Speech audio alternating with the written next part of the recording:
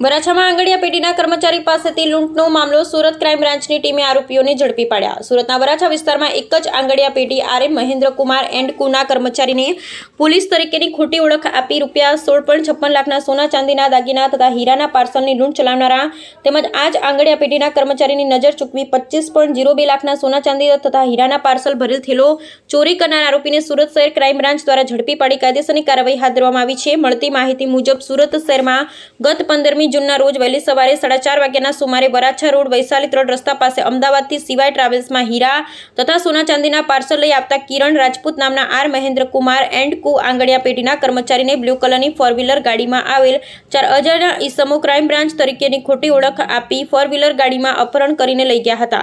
તેની પાસેથી પેઢીના કિંમતી સોના ચાંદીના દાગીના તથા હીરાના પાર્સલ ભરેલ થેલો કિંમત ₹16,56,000ની મત્તાની લૂંટનો બનાવ બનવા પામ્યો હતો.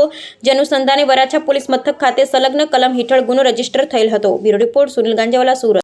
ગઈ તારીખ 15 જૂન 2025ના રોજ સુરત શહેરમાં વરાછા પોલીસ સ્ટેશનની હદમાં વહેલી સવારમાં અમદાવાદથી સુરત આવતી સીવાય ટ્રાવેલ્સની બસમાંથી આર મહેન્દ્ર આંગડિયાના કર્મચારી જ્યારે પોતાના પાર્સલ લઈને નીચે ઉતરતો હતો ત્યારે એને 4 લોકોએ બનાવટી પોલીસને એવી ઓળખ આપી એમની પાસેથી એને ગાડીમાં બેસાડી અને એમની પાસેથી મોબાઈલ અને જે થેલા હતા એ લૂંટીને જતા રહ્યા હતા. આ બાબતનો ગુનો વરાછા પોલીસ સ્ટેશનમાં ચાલુ હતો અને આની તપાસમાં Surat crime branch Varachha police station લાગેલા હતા.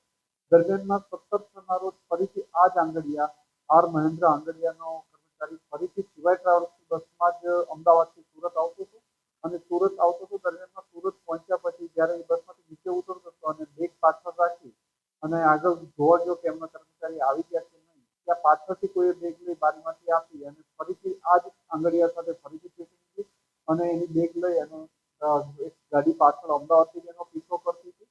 એક ફરીથી એક બીજો બનાવ બનેલો જેમાં 25 લાખ જેટલાની એમાઉન્ટ લઈને જતા રહેતા હતા. આ બંને બનાવોમાં એક જ ટ્રાવેલ્સ હોય, એક જ જગ્યાએ એનો પીછો થતો હોય, એક જ આંગડિયા હોય તો સુરત ક્રાઇમ બ્રાન્ચની ટીમ અને જવાન વંશાજની અલગ અલગ ટીમો કામે લાગેલી હતી. દરમિયાનમાં સુરત ક્રાઇમ બ્રાન્ચની ટીમને માહિતી મળી હતી કે આ બંને બનાવોમાં એક જ ગેંગ સંડોવાયેલી છે જે ઝાલોર જિલ્લા રાજસ્થાનની ગેંગ છે અને સુરત ક્રાઇમ બ્રાન્ચના પોલીસ ઇન્સ્પેક્ટર જયંત ઝાલા, જયંત ગૌસ્વામી, સોઢા, વાળા વગેરે ટીમોએ સતત પ્રયત્ન કરીને આ લોકોને 3 જણાને પકડી પાડ્યા છે. જેમાં ગુનાનો મુખ્ય આરોપી શૈલેષ અમારામ રાજપુરોહિત, ઓબેરામ રાજપુરોહિત, શ્રવણસિંહ રાજપૂત અને જોગસિંહ મુનશી રાજપુરોહિત આ 3ની ધરપકડ કરવામાં આવી છે. આમની પાસેથી 4 લાખથી વધુનો મુદ્દામાલ મળ્યો છે. શૈલેષ અને શ્રવણસિંહને હિંમલ જિલ્લા તાલુકામાં ઝાલોરથી પકડવામાં આવ્યા છે જ્યારે જોગસિંહ રાજપુરોહિત અમદાવાદથી સુરત ક્રાઇમની ટીમ લાવી પૂછપરછ કરીને એમની પાસેથી 4 લાખથી વધુનો મુદ્દામાલ મળ્યો છે. આમ બંને ગુનાનો ડિટેક્ટ કરવામાં સુરત ક્રાઇમ બ્રાન્ચ અને સાહેબને સફળતા મળી.